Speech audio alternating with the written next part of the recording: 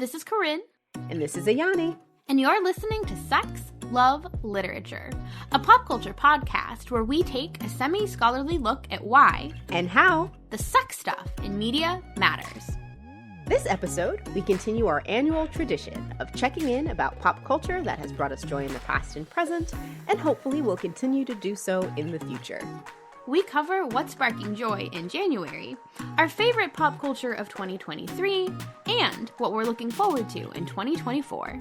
If you'd like to share your favorites of the past year, or what you're excited about coming up, follow us and let us know on Instagram at SexLoveLit, and newly on our Tumblr at SexLoveLitPodcast. And don't forget to subscribe on Apple Podcasts, Spotify, or any of your other favorite podcast platforms, where you can admire our new logo. All right, let's dive in. Happy New Year, SLL listeners. Hello. Oh my goodness. We are so excited to be back for 2024. Thank you for sticking it out with us for another year of, listening to us talk about pop culture, but also just like life is a lot. So I appreciate you being here and using us as perhaps a spot of joy sparked in your in your day-to-day. So, of course, if you can see by the title, this is going to be our annual tradition of doing a What's Sparking Joy episode in which we think about the past year, the stuff that made us smile, and also what we're looking forward to in the coming year. But before we get into that, there's some exciting SLO things that are happening that we would like to tell you all a little bit about. Corinne and I have been doing this now for over 3 years, right? Our 3-year anniversary was in August. Oh, wow. Yeah, because we started in 2020. Yep, in the heart of the pandemic, or the early days of the pandemic, I should say. When everyone was actually still locked down. Yeah. Including us. Including us. Yeah, we were in a pod together. So we would take walks and talk about the podcast. And I think fondly on those moments, even though it was in the middle of a very weird and scary time. But that said, since we've been doing the podcast for quite some time, we wanted to do a little bit of a refreshing and rethinking and reorganizing. And the first thing that we are debuting along with this episode, you'll probably have noticed, we have a brand new logo. Yay! What? Oh, it's so exciting. So we've had this art piece by Charcoal for a while, and I will put links to her Instagram and her Redbubble in the show notes, but we've kind of just been using it on our social, and we have had multiple people, including Corinne's students, tell us that it's super cute and we should use it more. So we're really excited to have this piece that we absolutely adore represent our show in a bigger, more exciting way. So you'll be noticing, if I haven't already done it already, because life be lifing, our branding and stuff like that will change across our socials and across where you listen to your favorite podcasts, including us. And that's a really exciting thing to kind of kick off the new year. So keep an eye out for other exciting things that we'll be doing, including one I think that is related to social media. Yeah, so since we have, I don't know that we deleted our Twitter/X account, but we no longer use it. Yeah. It exists, but we're not going to use it anymore. In the interest of being on social media in more than one place, we have started a Tumblr account. Yay! So you can find us on Tumblr at SexLoveLitPodcast. We wanted to add podcast because Tumblr does sometimes have a porn bot problem. So we wanted to make it clear that that wasn't us. But for those of you who are unfamiliar with Tumblr, it's sort of an older platform that's like for blogging and reblogging, and people mostly make and post a lot of GIFs, which we love. But we're also going to be using it for some more sort of long-form text content. So, for example, on our new Tumblr account, you can find my rankings of all the C-dramas and K-dramas that I watched last year, which I did for the first time, which was very fun. Yeah, you went surprisingly in depth. I was a little overwhelmed kind of looking at the post, but then reading through, I was like, oh, this is really easy to read, and you make me interested in watching some of the things that you've discussed, so... Yeah, so for each one I kind of did, I wrote down every K-drama in like 2 separate lists because K-dramas and C-dramas are playing different games, I think. But like all of them that I watched, even if it was one that I started and quit or whatever, like I would say like why I dropped it and then up to my top one. And then I have like my favorite OTPs, my favorite secondary ships, my favorite female characters, my favorite male characters. It was kind of nice to like think back on all the dramas that I've watched this year. And like it was a really, really strong C-drama year for me, I think. How many do you think you're at now for C-dramas and K-dramas? I can tell you. Ooh, drum roll. Let's find out. So looking at my list, I am, and this does include some that I didn't finish, but I am at 128 K-dramas. Whoa, boy. And 24 C-dramas. It's funny because I thought you would have more C-dramas, but it's because those are longer. They are so long. So this is a little bit of a tangent, but I visited Ayani and her spouse, Andrew, in December. Spouse of the show. Spouse of the show. But I'm sorry. I visited them and was like, yeah, like, and I was talking to Andrew about how many dramas I had watched. And I was like, yeah, like, I did watch like 20-ish K-dramas and only 10 C-dramas. But then, like, we did the math of how many C-drama episodes I watched this year, and it is upwards of 400. Oh, Jesus. Like, they're so long. That's a lot of time. It is. I was like, oh, it's not. I'm sure it's like less than 200 episodes. Like, it's not that much. I'm full of crap. It is so much C-drama time. Yeah, and those episodes are like 45 real minutes. Like, it's not like 45 with commercial breaks. Like, yeah, they're consistent. No commercial breaks. They do sometimes have like long opening credits and closing credits. Oh, I count that though. Like, if you watch them, that's part of the experience. That's true. But yeah, I am. See, it's so weird because I feel like I am still a C-drama beginner. Like, I'm still in the 20s. Girl, 400 episodes. Yeah, but I haven't seen that many shows. But how long? Okay, we're getting off the rails here, but this is a real question. This is a real question. How much do you think it takes to not be a beginner anymore? Because, like, so I think if someone watched 20 K-dramas, or going to a different medium, right? If someone watched 20 anime, I wouldn't call them a beginning anime fan. I'd be like, oh, you just like this stuff now. You're an anime fan. So if you like started with, oh, I don't know, I'm watching Dragon Ball Z because that's what all my friends are watching. And now you're like, yeah, I'm watching, I don't know, Sword Art Online and Boogie Bop Phantom. I'm like, no, you're in it, bro. You're like, even if it's only 20 series, like you're in it. You're making consistent decisions to come back to it. You know what I mean? That's true. I guess maybe I will no longer feel like a beginner when I've seen a couple more of the classics. So, like, I need to watch, like, Nirvana and Fire. I need to watch maybe, like, Joy in Life. Like, there are some, like, sort of big name C-dramas I should watch. And when I am no longer as surprised by some of the genre turns that are, like, conventional.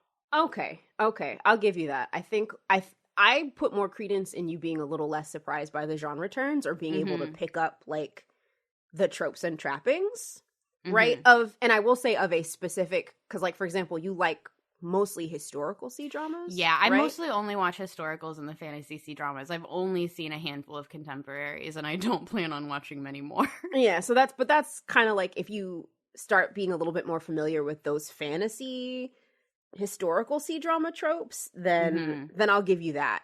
Yeah, because, I mean, a good series, you know, it's always nice to be a little surprised.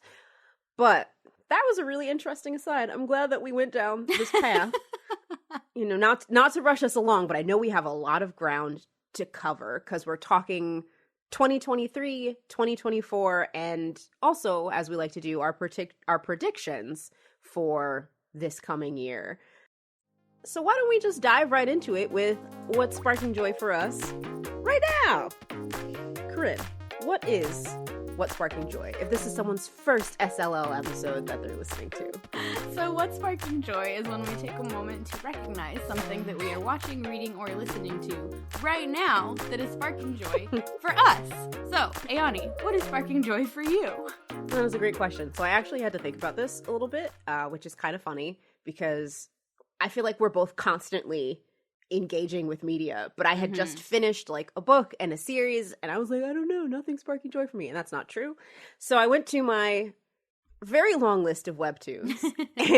And I picked Lady Liar by Marapaz Villar, or Villar, perhaps, which I read her previous series, Mrs. Abbott and the Doctor. And this is her more recent one. I think that it started within maybe like the last year and a half.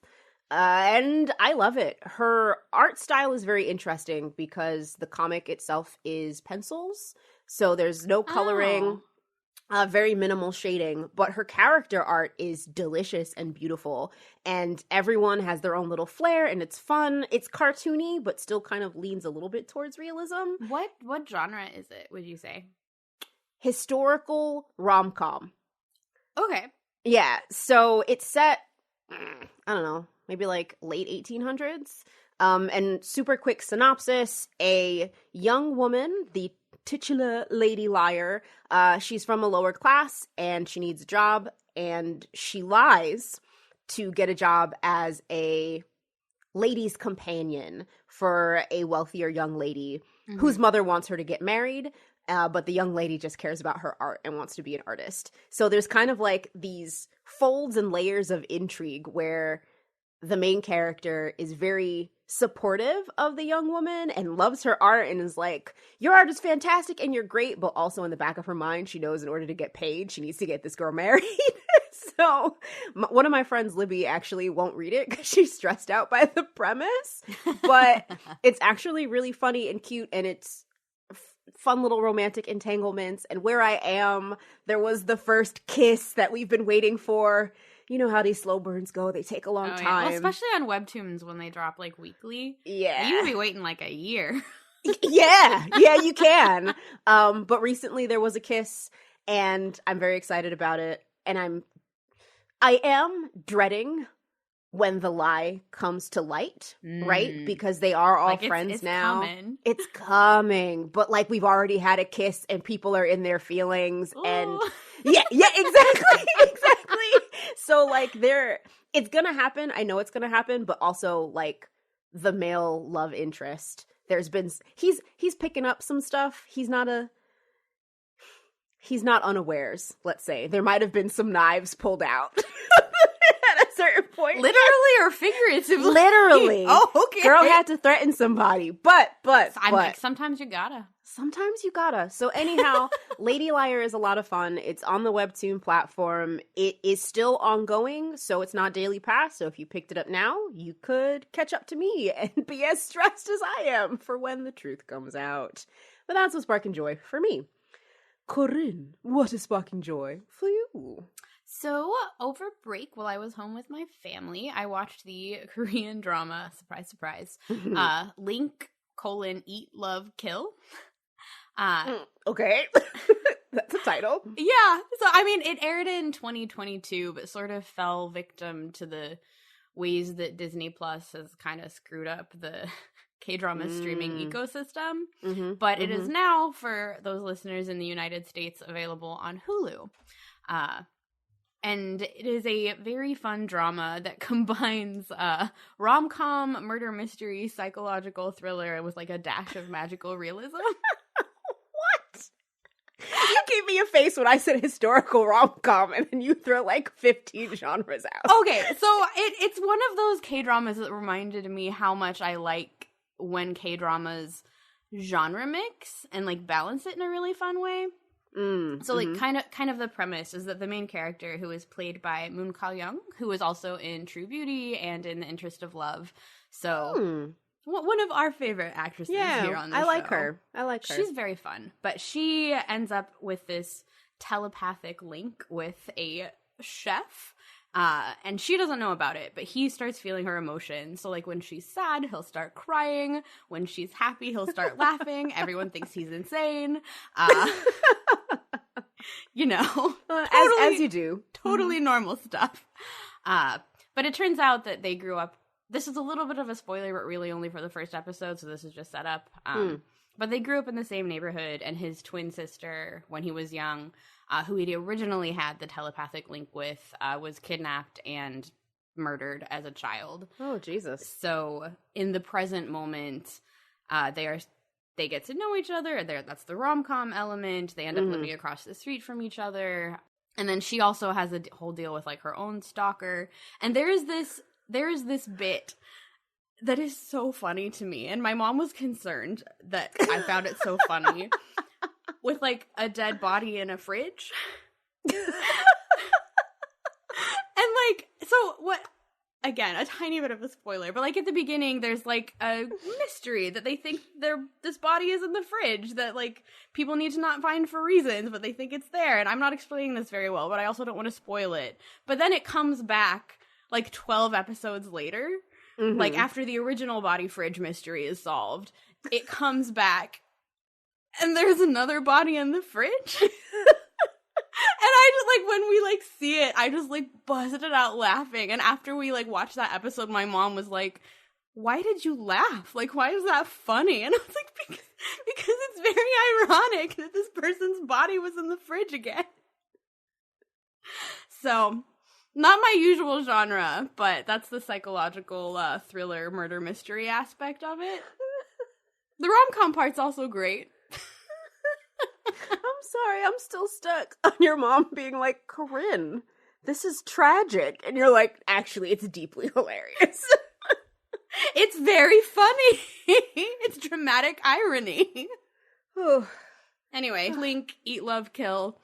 Much more fun than Eat, Pray, Love, I would say. Streaming on Hulu. But if you're not sold by, like, you know, multiple bodies in fridges, like, you know. Woo! Okay, so that's what's sparking joy right now for us. But we're going to take a little trip back into time to the year 2023, which, low-key, I feel like people had mixed feelings about. I don't think anybody was like, wow, 2023 was my year. Everyone I talked to was like, I survived. Well, and, like, not to go too far afield, but, like, 2023 was rough, but, like, 2024 is, like, also looking rougher. I don't put it out there. No, we're gonna be positive. Okay. We're gonna cross our fingers that 2024, I know, there's a lot. Like, I was even trying to be positive, and my brain was like, yeah, but what about this? And what about that? And what about this? So, yeah. So we're gonna look at media, specifically, from the past year, to think about joy that is sparked rather than, I don't know, concerns that are raised or something. Joy that is sparked rather than concerns that are raised. I mean, that's a nice grammatical parallel structure there. I'm working on the fly here. We didn't take notes about, like, turns of phrase and jokes that I should be making. This is all live. Or it won't, I guess not live. But you know what I mean. Everyone knows what I mean. Unscripted. Unscripted. Yes, that's the word.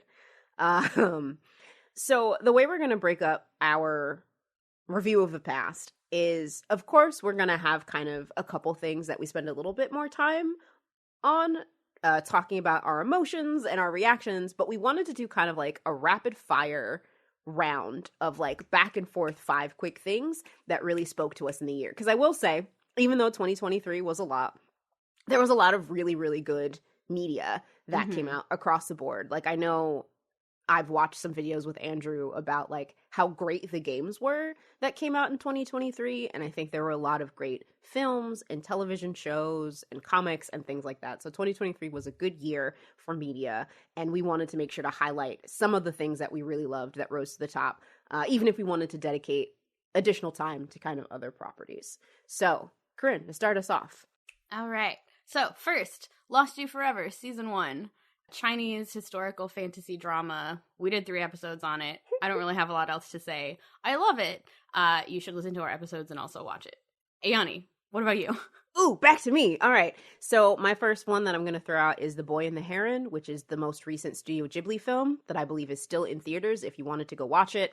It is a very interestingly constructed film that thinks about grief and moving forward and life, mothers, parentage, all that kind of stuff. I loved it. I thought it was really bizarre. It was a lot of, I want to say it was a lot of fun, but it was gorgeous. I think it was gorgeous, and it made me feel things. A lot of my things coming up, I'm just warning you guys, I guess I'm in my sad girl era or whatever, but a lot of the things that I'm going to bring up are like, yes, it's about grief, and it made me sad, and I felt things. But anyhow, The Boy and the Heron, it's great. Miyazaki's maybe final film. So, all right, next up. Number 2 on your list. Number 2 for me is the webtoon Kisbet by Ingrid Ochoa. She is a Mexican cartoonist, or a cartoonist from Mexico, I should say. And Kisbet is a very, very fun contemporary high school rom-com. It has a great ensemble cast, and we are finally getting places with Sarah Lynn and Oliver in the present moment. You should check it out. It's very fun. We love Kisbet. Kisbet sparks a lot of joy. It sparks joy every Friday night for me. Oh, I read it Saturday morning. It's my Saturday morning. Like, I don't want to get out of bed, but reading Kisbet will get me there. So, that was a good one. I know we're not lingering, but that was a good one. So I'm cheating. My second one is just going to be overall the state of great animation. And I'm excited for the things that are coming this year, but I really wanted to shout out Teenage Mutant Ninja Turtles, Mutant Mayhem, and Spider-Man Across the Spiderverse as 2 standouts from last year. I talk about Spiderverse, I think every time we've done a Sparking Joy, so I didn't want to give it like a whole bunch of time, but I did really want to say that these 2 movies really pushed on what we think about traditional animation, was playing with how we look at things, was playing with voice acting. I thought the Ninja Turtles movie was so fun. Andrew and I still quote it to each other and make jokes, especially because like one of the turtles is absolutely my son. Like if you watch it, you'll know which one is like, oh yes, that one belongs to Ayani. And they were making fun of like New York and New Jersey, but in a loving way, which I kind of was like, yeah, okay, we do talk like that. It's fine. So anyhow, that's my number 2. Animation is awesome, but in particular, Teenage Mutant Ninja Turtles, Mutant Mayhem, and Spider-Man Across the Spider-Verse, which I think... Oh, go ahead. Quick shout out to Spider-Man Across the Spider-Verse. That is the thing you were looking forward to for the past 2 years on this episode.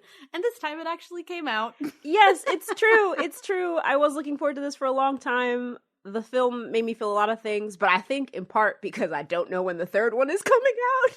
I don't want to linger for too long, especially since, you know, there might be we'll see what happens with the Animators Guild in 2024. Yeah. So anyhow, that's my number 2. Number 3 on the Corinne side. So number 3 for me is the Chinese drama, The Story of Kunning Palace. It is currently available on iQIYI, and it stars... This was the year of Bailu for me, I think. She is a Chinese actress, and I'm late to the party. She's been famous forever.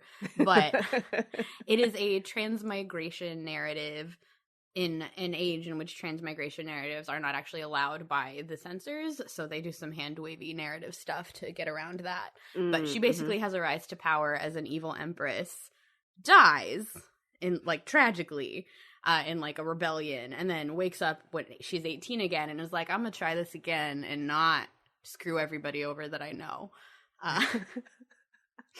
And it's very fun. She has chemistry with literally everybody, including some like pretty sapphic coded stuff with the princess, which is super fun. It's also a fun role for Bailu because even though she's like going back to try and be a better person the second time around, she's still like a fairly unpleasant person who dislikes most people. And it's very much like saving people is like a chore. It's like I don't want you to die, but I'm very annoyed that I have to do this. So it's very fun. I highly recommend it. You know, it's funny because I know you're trying to sell me on another C-drama right now, but I might be sold more on Kunning Palace. We'll see. I would not be unhappy if you watched Kunning Palace. Like, my top 3, not to go down C-drama lane again, which I will continue to go down more this episode. It's totally fine. The people know what to expect from you. My top 3 C-dramas were all pretty close together. Like, they were all really, really fantastic. Like, it was a really strong C-drama year. So, we'll see what happens with that. That might be sparking joy for me in a few episodes. We'll find out. Number 3 for me on the Ayani side is American Fiction, which is an adaptation of the book Erasure by Percival Everett. So this was actually literally the last movie I saw of the year. Andrew and I, to kind of like bring in 2024, went to see a movie on New Year's Eve because we're dorks. You are dorks. And yeah. And American Fiction was the one we chose, and I'm really glad that we went to see it. It was a fantastic film. It was well acted. The story was compelling and interesting. Super quick synopsis. It is about our writer whose name is Thelonious, so I'm forgetting his last name. I should have written it down, but he's played by Jeffrey Wright, who has been in a lot of roles. I'm sure if you saw his face, you'd recognize him. Mm-hmm. But Monk's work is not, or Thelonious, his work is not selling well, and there's this kind of commentary on what it means to be Black, what it means to be a Black writer, what it means to represent Blackness in literature, in film. Plus, there's this whole family drama element to it, including he has his siblings, played by Sterling K. Brown and Tracee Ellis Ross, who are fantastic in these roles. And then I was also happy to see Erica Alexander in the film. She was an actress on Living Single back in the 90s, and I like her a lot, so it was nice to see her face. But it was great. I think we made a lot of smart commentary. It was a lot of fun. It was really fucking funny, too, which was great. So was it like sort of dark comedy, dark humor kinds of stuff? Sardonic. It was more sardonic comedy. Because, you know, it would be stuff like, not to spoil too much, but I'm sure if you've seen the trailers, you've seen this, but like he pretends to be a felon who may or may not have been convicted for murder when he's a creative writing professor and like probably went to an Ivy League school. Like, you know, he's that kind of a person. Yeah.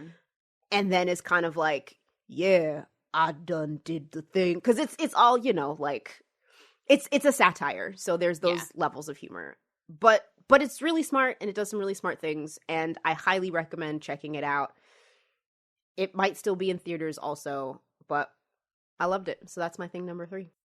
So thing number 4 for me is a book. Imagine that. Oh, breaking new ground here on SLL. Books. So I really liked The Marquis Who Mustn't by Courtney Milan, who we've mentioned on the show before, particularly in our Regency romance episode.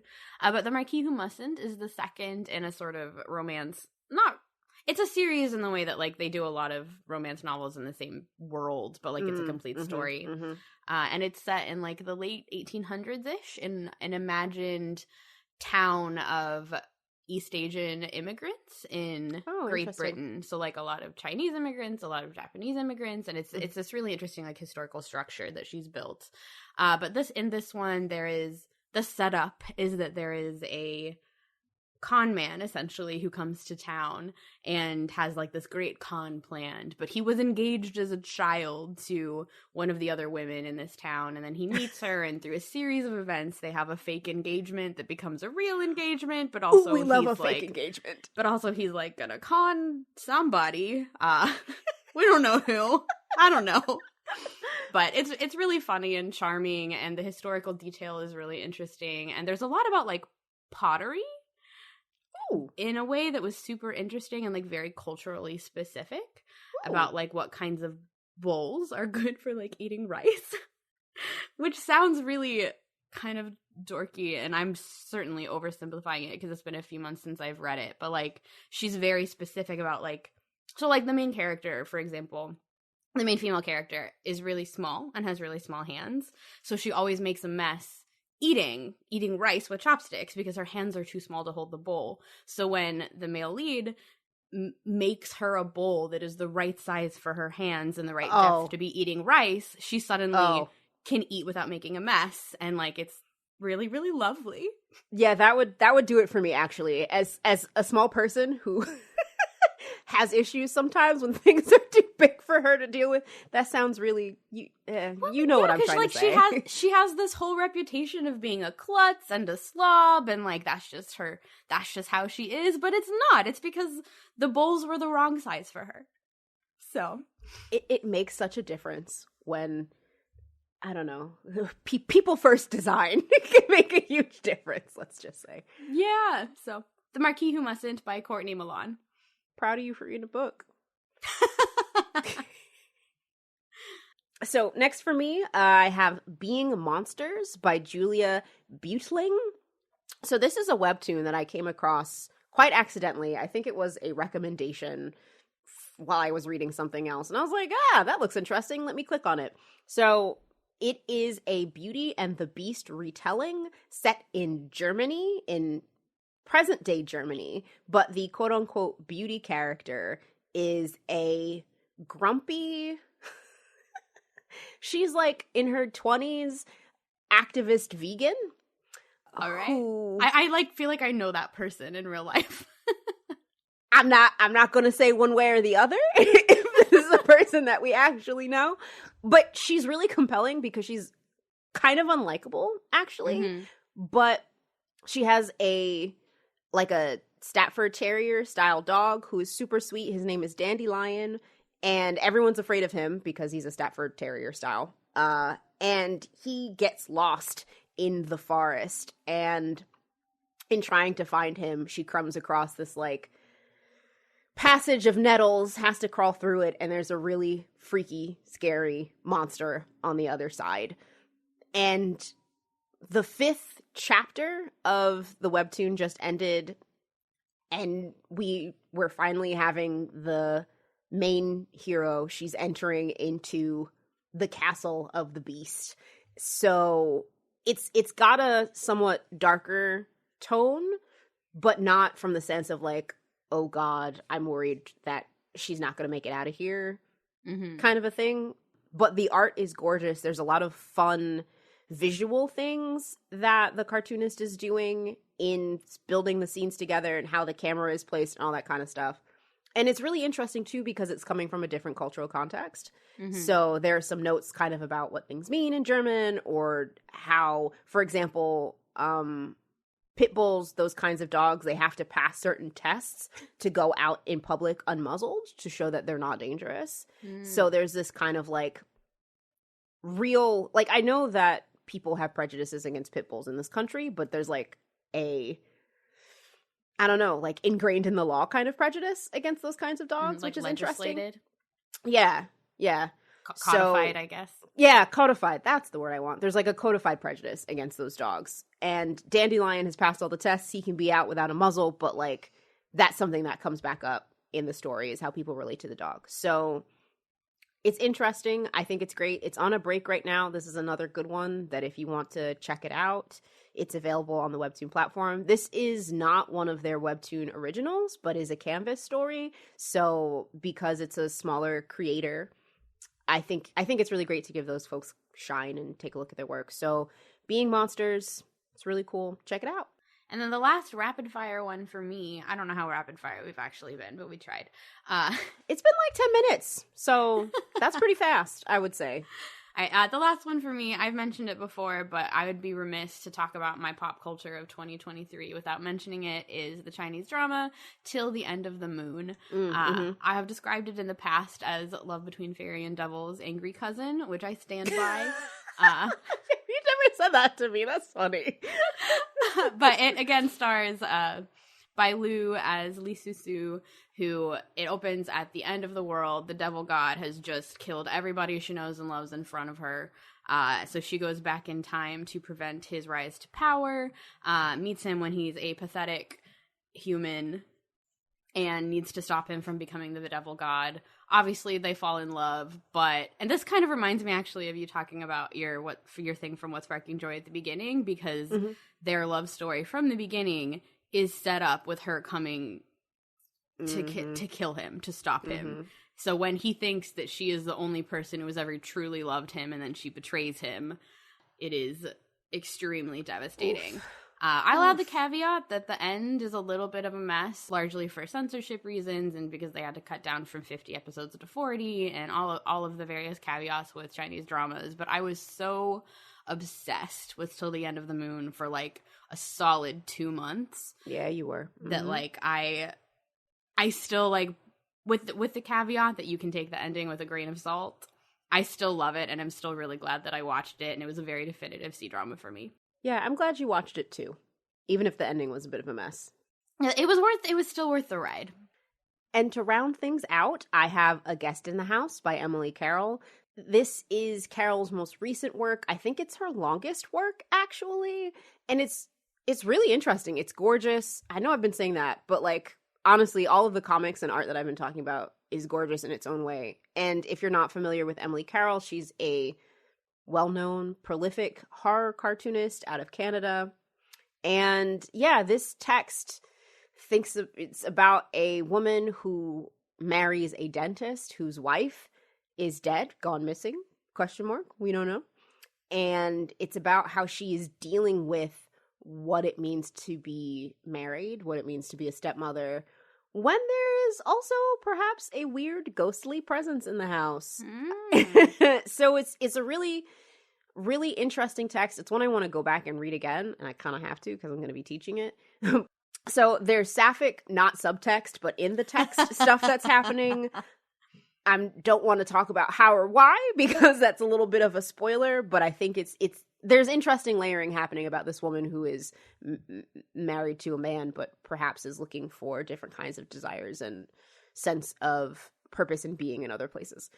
So I will leave it at that. I will say it is not my favorite piece that Carol has ever done, but I think she's great. And I think it's worth reading all of her work if you can get your hands on it. So A Guest in the House. Is she one of your favorite cartoonists, do you think? I would think so. Okay. I would think so. Because she comes up for you a lot in your work. Yeah. I think it's weird because, like, I'm scared of horror. Horror is frightening to me, but I keep coming back to Carol, so I guess that means she's one of my favorite. Yeah. So I highly recommend it. Check it out. A Guest in the House. Pay cartoonists. Buy her work. And with that, that'll round out our rapid fire 5 things from 2023 that we really enjoyed, which means that we can spend a little bit more time with the next couple of things that we have chosen, which is great because I want to hear a bit more about yours and I want to talk a bit more about mine. So I know, or I hope rather, that this episode isn't too rapid fire for people listening. I just know there's a lot of very interesting texts that we want to mention, and we want to make sure that all of them get their shine. So back to you, Corinne. What is, if we're talking like top 2 favorite things of 2023, what's one you'd like to spend a little bit of time on today? So the first one I'm going to mention is a Korean drama called Call It Love. It's another one of those that got caught in the Disney Plus net, but is now available on Hulu. And I watched it earlier in the year. And it is a really, really lovely slice of life melodrama about these 2 main characters who are basically just very, like, sad, miserable people, but because of the actions, in large part because of their parents. And because of their parents, like, particularly, so the female lead's father had an affair with the male lead's mother, essentially, and, like, it broke up their home, and then they end up after it starts with the death of the female lead's father. And I'm a little bit hazy on the details, so sorry if I misrepresent anything, but it starts with the death of her father. She and her siblings essentially don't get anything and are going to lose the house. So she hears through the grapevine that the male lead's business is going to benefit from the sale of this house. And so she decides that she needs revenge. Okay. Yeah. Sure, why not? Cool. Obviously. Well, so she ends up getting a job at his company and then learns, like, more of the truth of things. And it's a very, very layered healing sort of drama. It's kind of interesting to talk about because it is a largely very understated drama. It is a lot more about things that people don't say than about the things that people say and things that people don't do or almost do and decide not to than it is about things that they do. Interesting. But it was, so people should definitely check it out because it's super, super good. And it really, I think, was done a disservice by how it was released in the United States. I know it's Sarah at K-Drama This, who we are friends with on Instagram. It's one of her top dramas of the year that she thinks more people should check out. And I agree. What is it that makes this a drama you think people should check out? Like, is it kind of the quietness of it? What brings it to the top for you? I think the quietness of it and the really layeredness of the performances, particularly of the 2 main characters. But I also really loved the second female lead, so the female lead's sister. Who at the beginning has... There's this really interesting trend in K-dramas lately. Maybe this is common knowledge, but basically trying to reframe women who have affairs sometimes, like with men, when men are lying about being married and then it's like the other woman but she didn't know, and trying to reframe that as like not her fault, because until recently I think it was I think it was like until recently a crime, like something you could be prosecuted for in South Korea. I didn't know that. Yeah, but it has that same kind of opening in like Doom at Your Service, and like it's kind of a thing. But she has this, the female lead sister has this violent confrontation at work where her boyfriend's wife or girlfriend, I don't remember, shows up at her work and like physically assaults her. Oh God. And she has a very like traumatic response to it that was very layered and realistic to me. And I also it was really interesting and moving and also stressful to watch the female lead in this like she has chosen this path to revenge, but is starting to regret it, but also like is stuck on it, and like she's almost like I watched it at the same time I was watching Till the End of the Moon, which had a very weird resonance of like, oh, like I have this budding relationship with this person that I legitimately am starting to love, but also like I am here fully under false pretenses, and is it possible to ever come back from that once this lie is revealed, and how far can I go before I have to reveal it or before it's taken out of my hands? Stressful. We're talking about a lot of stressful media today. So Ayani, what is one of the top 2 things that you want to spend more time thinking about in this episode? Ooh, all right. So this is an old book. It is not from 2023. I think it actually was published in like 2014, 2015. But I wanted to talk a little bit about Ancillary Justice by Ann Leckie. Have you read Ancillary Justice? I have not. At all? No? Okay. So super quick synopsis.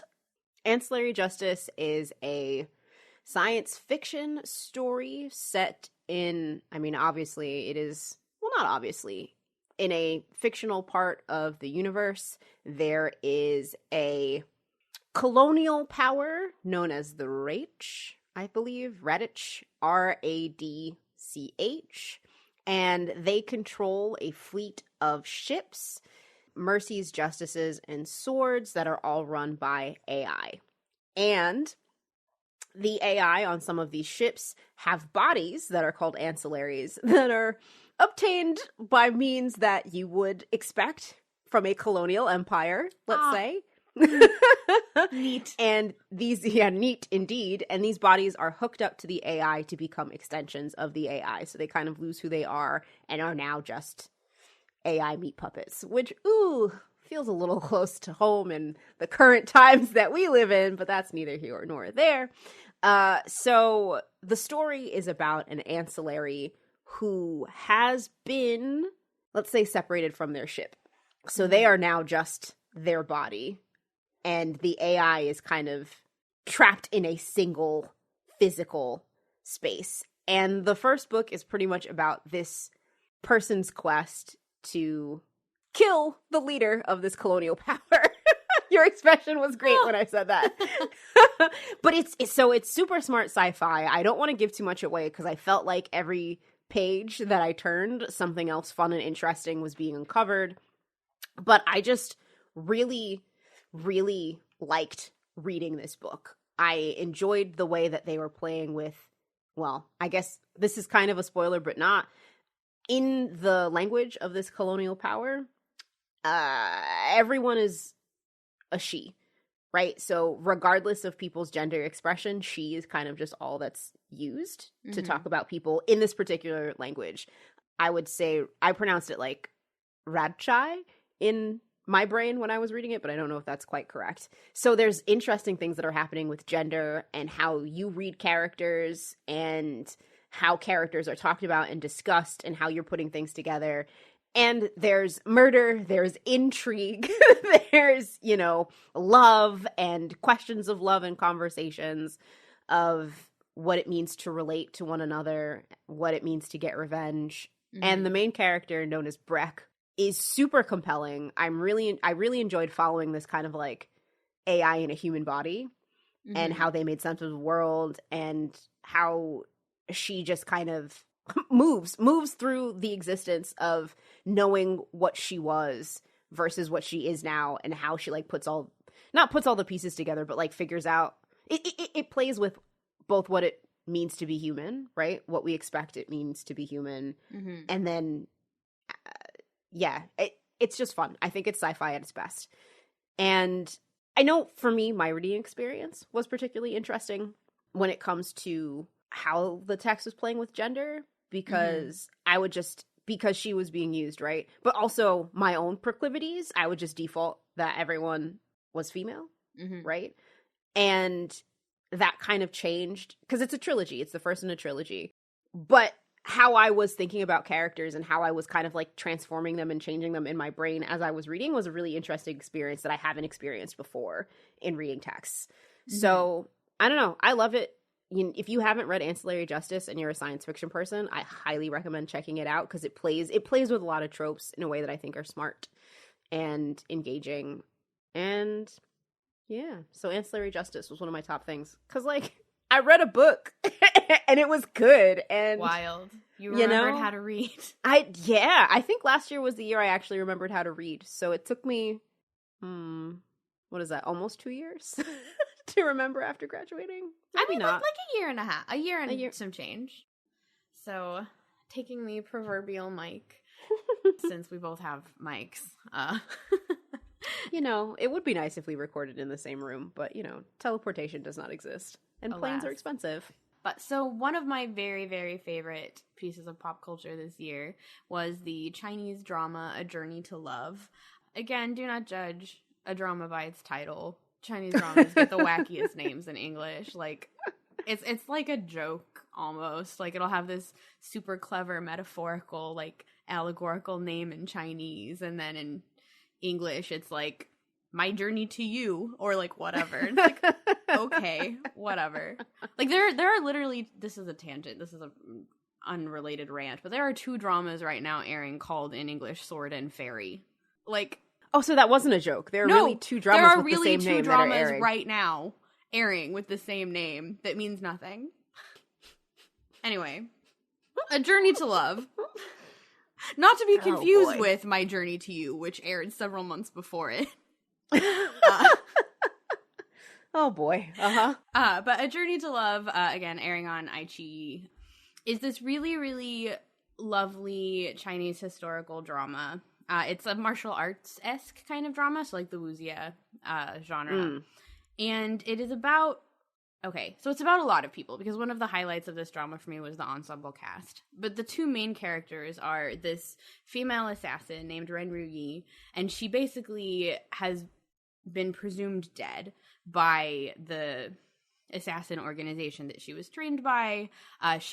The Empress died, and she was framed for the Empress's murder, and she like sort of disappeared, went off the grid, and through a series of events kind of comes back on to the grid, because her original kingdom and the kingdom that she's been in go to war with each other, and the kingdom that she's been in loses, and their emperor is taken captive. Oh no. And through the series of events, she meets the head of the rival spy assassin organization in this other kingdom. And he actually like has been deposed and had wanted to disappear, but then sort of gets dragged back in by the people in power in order to go rescue this ridiculous emperor who insisted on going to battle himself, only to be taken captive.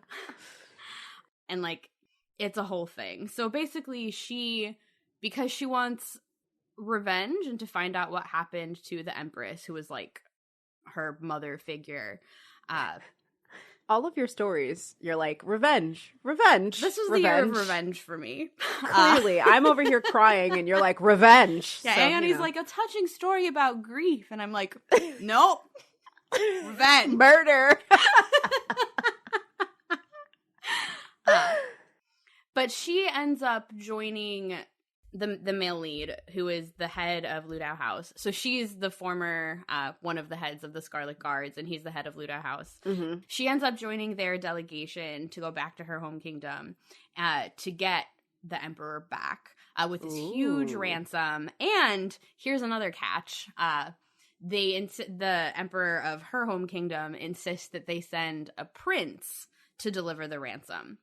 There are no princes to spare, besides for the one that is currently, like, acting as regent in the absence of the emperor. Mm-hmm. So the little princess, who was grown up in the cold palace because her mother was an unfavored concubine. I think her mother actually was a palace maid who was raised posthumously to, like, the status of concubine. So she, like, has not had, like, a great life. Volunteers to cross-dress as a prince to deliver this ransom. Oh, this is zany. Okay. Oh, yeah. Well, yes. But so Ren Ruyi, who is the female lead, ends up being the tutor, governess, teacher for this poor little princess, and to help them try and get back the emperor. And it's really interesting because Yeon Zhao, the male lead, basically knows. So he brings these 4 other guys with it. It's like a band of brothers kind of situation. They're all delightful. They're so fun. It's such a fun cast. But they all basically know it's a suicide mission. And their chances of coming back alive are very slim. Like, their chances of getting the emperor back, of all of these things, like, they're not likely to succeed, because not only does the country holding their emperor captive not want them to bring him back, the emperor is an asshole, and that's a problem. And the regent, who is ostensibly sending them to get back his brother, also doesn't want the emperor to come back. And his empress, who is pregnant, also doesn't want the emperor to come back because she wants to be the dowager empress. So, like, they are being sent on this mission that everybody wants to fail. Stress. Yeah. But it is just such a fun ensemble cast, and they have such fun developing relationships. And one of the greatest things about it, and one of the reasons I wanted to talk about it, is that the relationship between Ruyi and Yeon Zhao, the main romantic relationship, is just so lovely and balanced, because they are both, like, at the top of their field of killing people. Yeah, the top of their field of murder. But they are very much equals, and it's so funny when it starts out, because Ruyi, the things that she wants to do are A, get revenge for the empress, and B, have a baby, because the empress told her she should have a baby and live a normal life. So, like, okay. Obviously, she has not, like, thought further about this. She's like, well, the empress is perfect, and the empress told me to do this, so, like, obviously I must. So she meets Yeon Zhao, who is also perfect, and is like, I think you should be the father of my baby, probably. And he's like, excuse me? What? And he has this whole thing about, like, oh, well, like, but I don't want to get romantically entangled, like, I want to retire. And she's like, hold on, I didn't say I want to get romantically entangled. I said I wanted a baby. Those are not the same. So while they have these, like, competing motivations and competing goals, they end up having this really lovely, like, cooperation, and they support each other really well, and it's just, like, a very adult relationship, because they're both in their, like, early 30s, as opposed to a lot of the more like late teen, early 20s kinds of stories that are told here. But they also both know that, like, most assassins, most people in their field, most spies die by the time they reach 30. So they're also like the most senior people around. It's a really interesting drama. So I'm going to contrast it a little bit with Lost You Forever. Sure. Go ahead. Because Lost You Forever is a very long story. Like, it takes place over hundreds of years. Yeah. And that is one of the things I like about it. Like, I really like how long everything takes and how much Lost You Forever is about waiting. But A Journey to Love, on the other hand, takes place in the span of, like, a couple months, maybe. It's a very short story. But it takes place, like, after a lot of things have already happened. Like, Ruyi has already become, like, the most famous assassin for, like, all of these jobs that she's done. She has already disappeared. Like, it's already kind of the end. And, like, Yeon Zhao has already, like, revamped Luda House and, like, done all of this stuff, and then been deposed and is, like, being pulled in for, like, one last job. Like, it's the end of a story rather than, like, a long story. And it's really, really lovely, and the ensemble cast is great. And also, I didn't talk about her as much, but the little princess's journey from being, like, just an abandoned princess in the cold palace to, like, a strong, like, political actor in her own right who makes her own choices is also just really, really wonderful. Oh, that sounds awesome. I can see why you want me to watch it. Yeah, I've been trying. We'll see if my propaganda campaign fails or succeeds. So kind of picking up on your thread of after a lot of things have happened, I know I've talked about Frieren Beyond Journey's End in Sparking Joy segments before, but it's really risen to be a story that I deeply appreciate watching every week. So it started airing last year in 2023, and it is ongoing into the 2024. I guess this is the winter anime season. I know I've talked about it before, but briefly, Frieren is an elf. She's close to 1,000 years old, perhaps. She, about 100 years ago, went on a journey with 3 other folks, including a priest, a dwarf warrior, and a hero named Himmel, to defeat the Demon King. Very standard fantasy fair stuff. But all of this stuff happened before the show actually begins. We come into the first episode with Frieren and everyone celebrating that the Demon King has died. And Frieren, because she's an elf and is long-lived, is like, all right, peace out, y'all. I'll see y'all in another, 50 years or so when this comet thing happens again so that we can all hang out and see it together. She comes back in 50 years. Everyone is old except for her because she's an elf. And one of her band of brothers, let's say, dies. And that's how the story starts. Mm-hmm. So yet another meditation on grief and the passing of time. The thing about this story that's really beautiful to me is, again, thinking about the nature of what it means to be human and humanity. We have Frieren, who is this long-lived creature who wants to understand, really, what it means to be a human, right? Mm-hmm. To have these kinds of ephemeral lives that she can't really put her finger on because she's feeling such a sense of loss over this person that she did not give herself the chance to know, because she was like, 50 years is nothing. But to us, to someone in their 30s, 50 years can be like, well, that's it. I'm not here anymore. Yeah. So there's this really beautiful play with the passage of time. Like every time we move into a new sequence or a new story, it tells us in the corner how many years it's been since the hero, Himmel, has died. So now we are 29 years past the death of Himmel the hero. And Frieren is traveling with 2, I'll say young people, but I think by now they're in their early 20s, 20, 21. Mm-hmm. Fern, who's a young mage. Frieren is a mage who she's kind of taken on as a tutor, who was an orphan adopted by the priest that she traveled with. And then Stark, who's a young warrior who was, in essence, adopted by the warrior that was part of Frieren's party. But dwarves are also long-lived, so he's 300 something, but he's getting up there in dwarf time.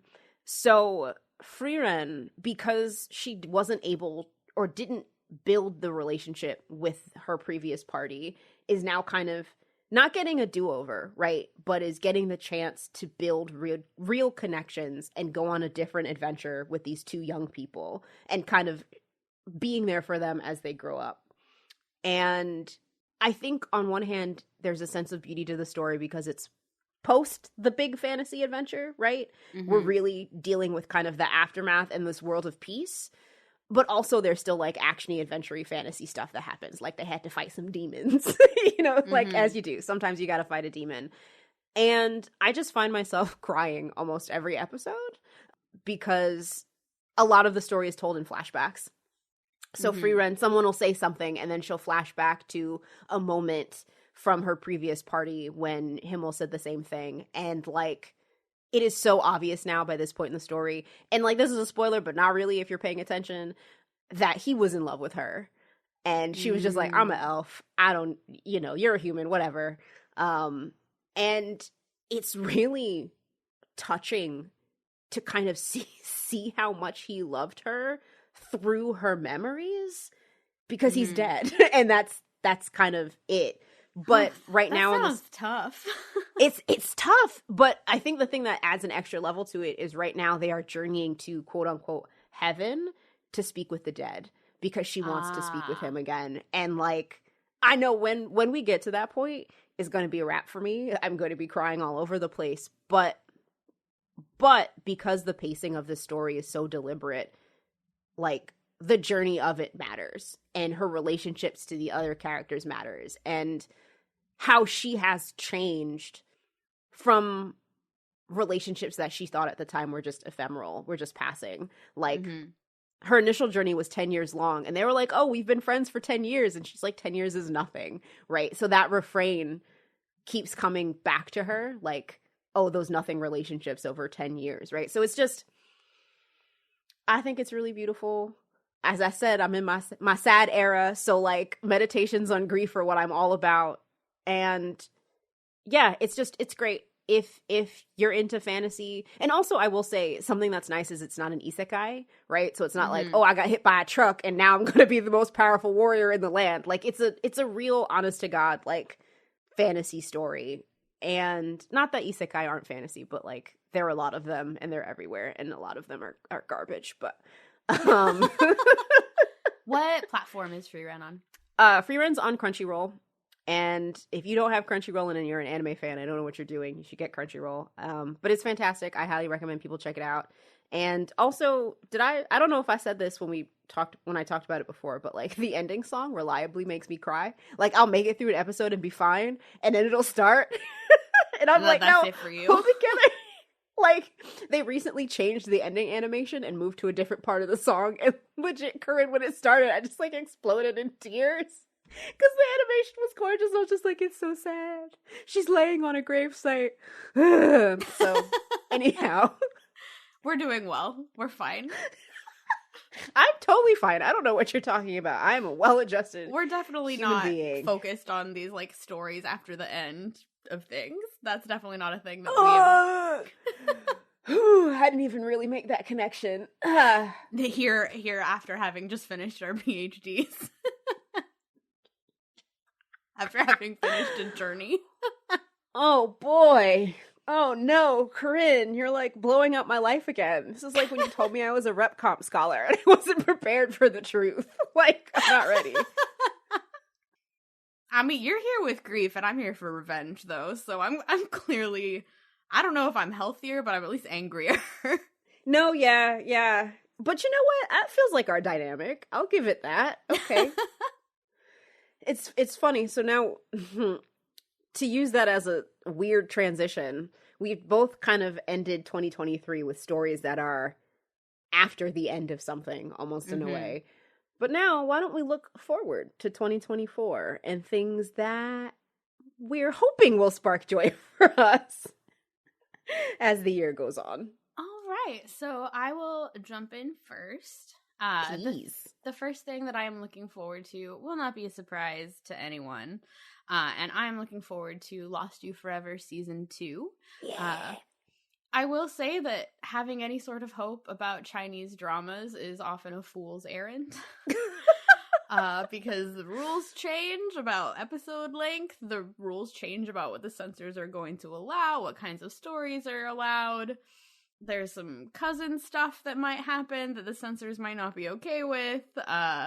Everyone has, all of the actors have to pay their taxes. Like, anyway. I don't know why that was particularly funny to me. But no, for real. There is another C-drama that is, like, ready to go. It's called The Prisoner of Beauty, but the main actress is being prosecuted for not paying her taxes, and I was probably never going to come out. Oh, no. So anyway, I say everyone pay their taxes, and, like, I'm not joking. But anyway, I loved Lost You Forever Season 1. Yep. And I am cautiously optimistic about Lost You Forever Season 2 because it's this, it's the same writer. They filmed it at the same time. I have such faith in this cast. And I hope we get something even remotely satisfying to wrap up what was already a very, very beautiful Season 1. No, yeah. I mean, not to jump on yours, but like, I'm looking forward to season 2 because I need to know what happens. I need to know how it ends. Mm-hmm. And also, we need to record, 5 episodes about it? So, like, hopefully that comes out. So, continuing, because that's going to be a lot. I know it's going to be a lot, and I know we'll be crying about it, or at least I will. But continuing my trend of crying, something that I discovered a little while ago. Well, this was actually the Instagram algorithm doing a good thing. I received a video of Anderson Cooper talking to Stephen Colbert, and I was like, oh, what's this video? I'll click on it. And they were having a conversation about grief and about loss. And I was like, whoa, was not expecting that. Really poignant, crying over an Instagram video. And it turns out it's actually a podcast. It's called All There Is, and it's Anderson Cooper's podcast. I'm late to the game. They're actually already on season 3. It started this year. But what this podcast is a couple years ago, I think before the pandemic, Anderson Cooper's mother passed. She's a very well-known, very famous lady, Gloria Vanderbilt. And he was not, because of the pandemic and other things, able to get to her apartment to clean it out. And episode 1 of this podcast is him going to his mother's apartment to start the cleaning out process. And it's weird to say, but I was hooked because it is such the way it creates connectivity, human connectivity, was really poignant for me, because even though I've been talking about it this entire podcast episode, grief is not something that we have a lot of conversations about kind of just out in the open, right? It almost feels like, unless you are grieving, right, or have gone through something, almost like a dirty topic to talk about with other people. Like, no one wants to hear about how sad you are, right? Or how you're constantly carrying a certain kind of sadness around. Like, low key, this actually happened yesterday. I was at a friend's birthday party, and she brought out a drink that reminded me of my mom. And I said, oh, my mom used to buy that all the time. That reminds me of her. And one of my close friends was like, and it was funny because I was like, not in a sad way, but kind of in a sad way. And he was like, yeah, like a happy sadness, right? Or like a happy pain or something like that. And then someone else there was like, what? What do you mean? That doesn't make sense. And I didn't want to explain it.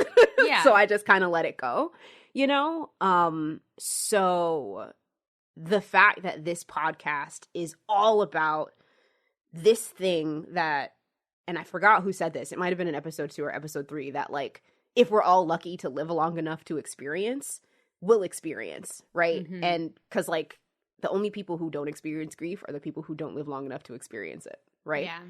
So I've only listened to 3 episodes so far. The first one was Anderson Cooper and one of his mother's friends, like in the apartment. And he was like, I don't know if I can deal with this. And she was like, well, you deal with what you can and it will be there, for you to try to deal with later. The second was with Stephen Colbert, who apparently, I did not know this, but lost when he was 10 years old. His father and 2 brothers died in a plane crash. Oh, wow. Yeah, and he was just talking about, like, how that impacted him and his family and his outlook on life and death and all this kind of stuff.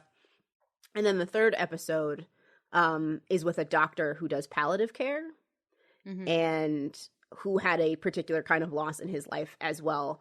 And he and Anderson Cooper kind of talking about that certain kind of loss, but also how being a doctor who works with folks who are dying impacts how he thinks about all of this stuff. So that's only as far as I've gotten, but like I mainlined 3 episodes while making dinner one night.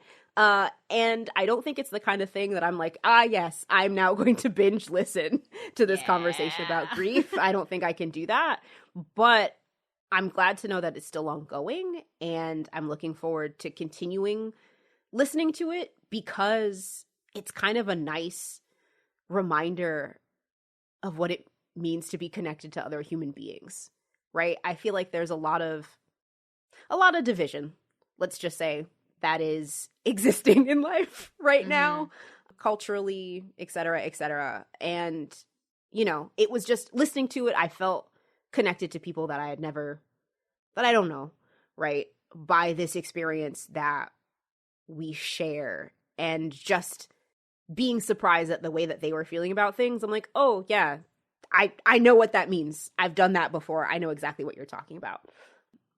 So yeah, all there is with Anderson Cooper is excellent. You can find it wherever you get your podcasts. I'm listening to it on Apple Podcasts. But it's sad and poignant and great, and it's nice to know that other people cry about things on their podcasts. So that's me.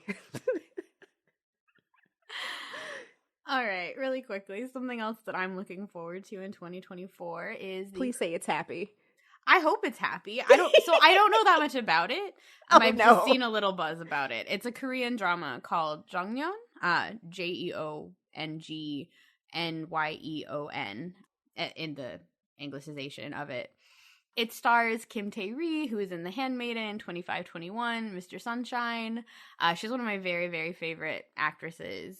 And she also has a history of playing characters that are a little bit sapphic, which should come in handy for this drama. Sorry. It's based on a webtoon that I haven't read. It doesn't have an official English translation, but it is apparently about this woman in the 1950s in South Korea, so like immediately following the Korean War, who goes to the city and joins a women's theater troupe and has some lesbian things happen to her that apparently the drama makers have confirmed they're going to keep in the drama. So I'm really excited about it. I'm sorry, I'm crying up. It has some lesbian things happen to her. Like, I hope she's a willing and active participant. Oh, yeah. I mean, I really don't know anything about it aside from that, but I saw some buzz about it, and I really, really like Kim Tae-ri's work a lot. So I'm looking forward to it. I'm just laughing because I'm like, that's how you get out of trouble. Like, oh no, I just had some lesbian things happen to me. Like, it just happened, All right, and what else are you looking forward to, Ayani? Besides the lesbian things happening to Kim Tae-ri. So, because I am also looking forward to this drama. When you showed me about it, it seemed really interesting. So the last thing that I'm going to pull is another thing where I am late to the party. I guess my whole year was me being late to the party, but that's totally fine. We were behind. We were in graduate school for a long time. We have some catching up to do. I mean, fair, but this also came out last year, so this is just me. I have no real excuse.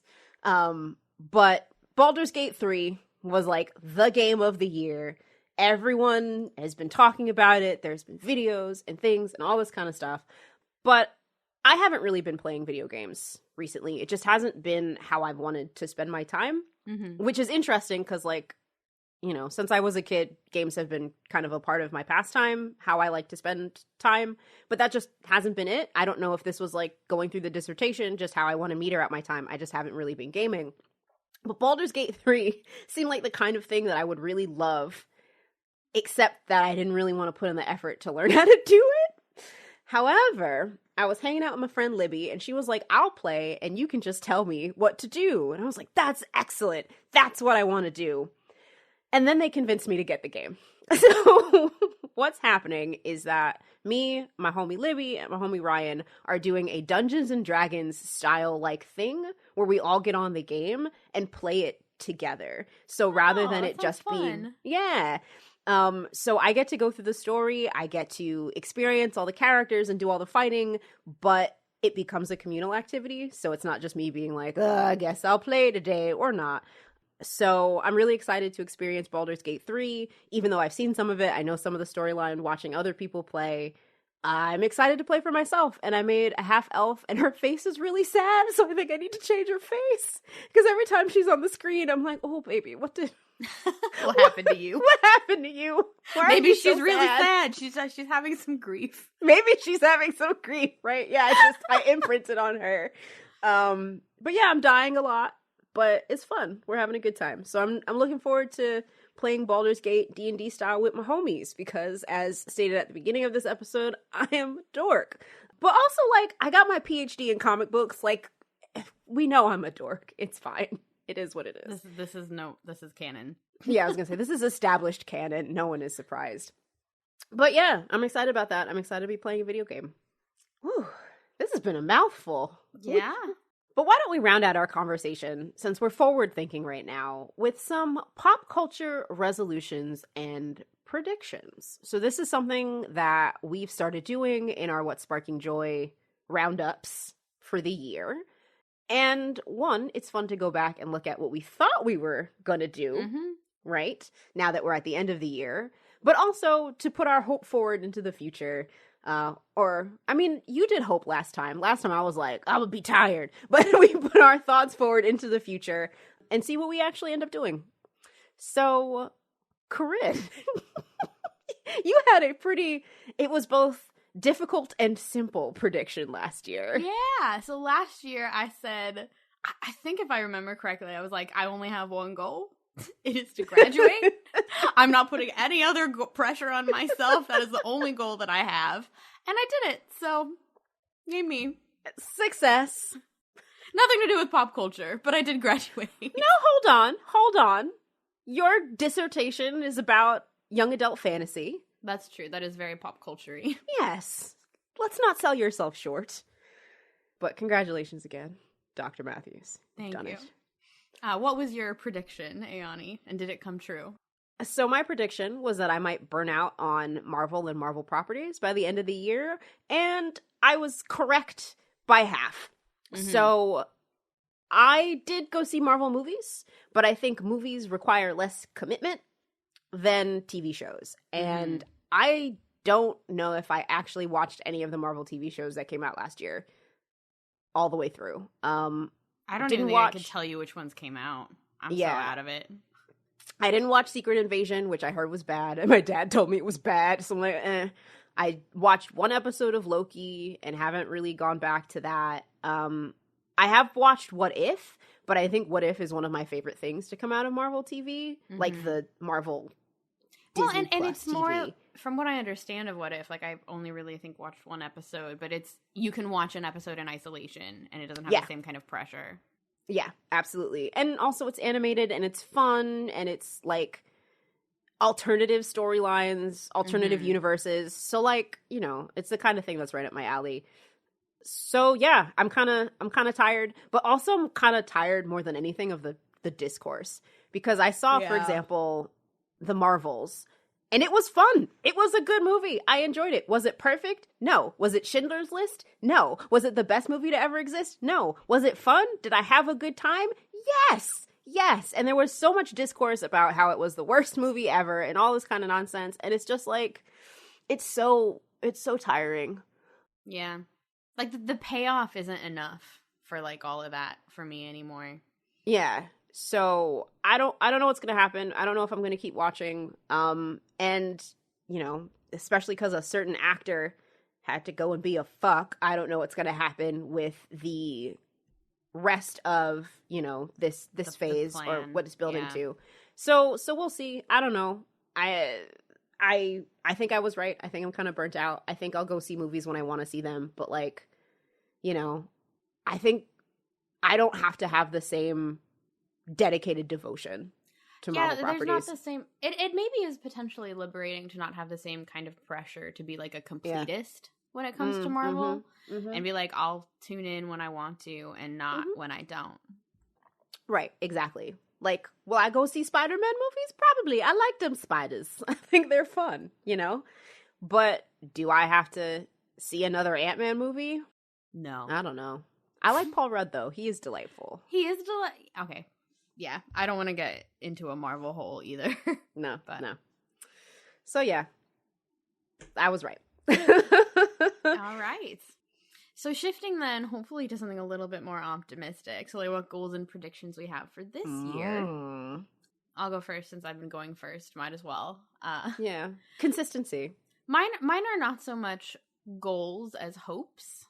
So I'm hoping that it'll be a good K-drama this year. Because last year C-dramas kind of took over for me. And C-dramas are, as established, a lot. So I'm cautiously optimistic for maybe some good K-dramas to come around. And I am also hopeful that I will remember how to read. I believe in you. You read a book last year. I did. Well, I'm going to hit the year mark from graduating this summer. And I hear that's about when people start remembering how to read books. So I hoping that might be the case for me. I believe in you. Cheering you on. Read My those mom books, has Corinne. been like buying me books and being like, let's go to the bookstore. I'll buy you books. Like, you should read again. It's like, this is a lot of pressure, Mom. Like, I have a bookshelf with like books that's like, these are books that I like want to read, and I look at them and I'm like, or I could watch a C-drama. And I do that instead. I mean, no judgment. I will say what got me back into reading books was audiobooks. So I listened to them, and then there was a book that I wanted that there wasn't an audiobook, so I got the book, and then I read it. And I was like, Amazing whoa. how that works. Oh, words on the page. So, like, you know, maybe you need a segue material.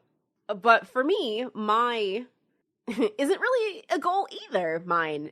I'm inspired by Corinne and her dutiful tracking of K&C dramas, but also the fact that we keep doing these episodes and then I forget what I've seen over the course of the year. I'm tracking all of the media that I'm intaking over the year. So not including music because I listen to too much of it constantly all the time, but story-driven narrative stuff I'm tracking. And this is in part just out of a curiosity to see like, what am I intaking over the year? What don't I remember?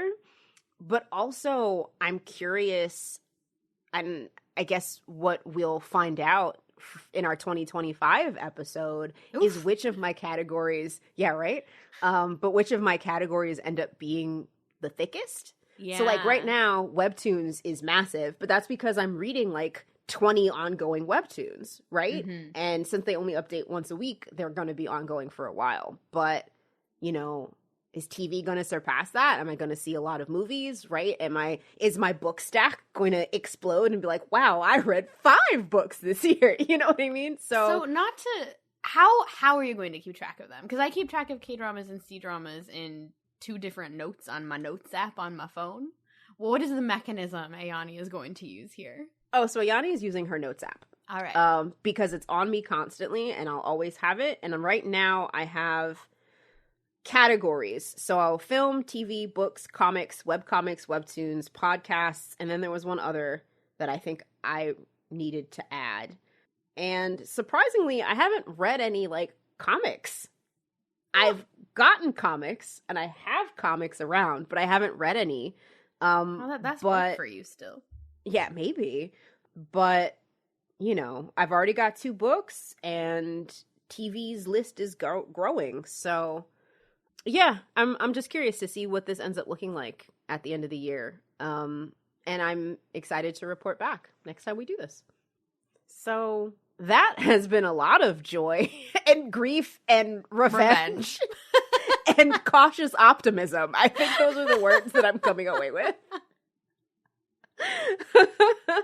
But I'm really glad that we do these because I enjoy both seeing where our media tastes differ over the years because, you know, so much of the podcast is things that we're watching and doing together. So I think this episode is a really nice way to be like, here are things that I appreciated that we didn't necessarily get to unpack, but that we think are valuable pieces of media. However, we've got a whole year coming up of content and stuff and that we watch and plans that we watch and talk about together. So, Corinne, you want to tell the people some of the things we have on the docket? Yeah, so 2 of the things coming up. First of all is an episode on the Broadway musical Hades Town, which I saw with Ayani and Andrew, the spouse of the show, when I visited them before Christmas. I'm also going to see it again. The traveling one is coming to Jacksonville. The touring cast is coming to Jacksonville. Oh, so awesome. I'm excited to see it. I've been obsessed with it for a long time. Ayani is newly introduced to it, so I think it'll be interesting to talk about. And we are also going to do an episode on everyone's favorite topic, divorce. We're actually really excited about this episode. We've been watching, for some reason, a lot of divorce comedies. Which is a genre that I am extremely interested in because that seems like it should be an oxymoron. And yet, we keep finding more of them. Yeah, and they're good? like compelling. Yeah, so some of the shows we might talk about if you feel like checking them out. If you would also like to laugh about divorce, I guess. One is the Japanese drama Let's Get Divorced. The Korean drama Dr. Cha.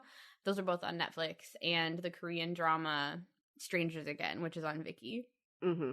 Mm-hmm. And I think there's a movie that we might watch also. Yeah. But I don't remember the name of it. So those are two of the things that we have coming up. I know Corinne and I have a lot of plots and plans, and we're really excited just to see how 2024 comes together for us. But also, we would love to hear from you all. Let us know what you think we should record an episode on. We did one last year on Rinko-san Wants to Try, which was such, like, it came from left field for us, but I think it was such a good episode to do, and we were really grateful to the listener that recommended that. So let us know what you think we should tackle in 2024. And more broadly, let us know what media you enjoyed in 2023, and what are you looking forward to in 2024? We would like to know. Yes, let us know. So you can do that in a variety of places. You can let us know on Instagram. You can email us if you wanted to, but we also have our Tumblr now. So you can let us know at Sex Love Lit Podcast for the Tumblr, and everywhere else on social media at Sex Love Lit. And let us know what you think of our new logo. Oh yeah, I really want to know about that. I'm gonna be posting like reels on Instagram and stuff because like I want your feedback, but more than anything, I want your praise. So yeah, because we're committed now. So tell me you love it, pat my head and call me a good girl, and we'll just leave it at that. But no, thank you so much for listening. This has been Sex Love Literature. You all are great, and we'll see you next time. Bye.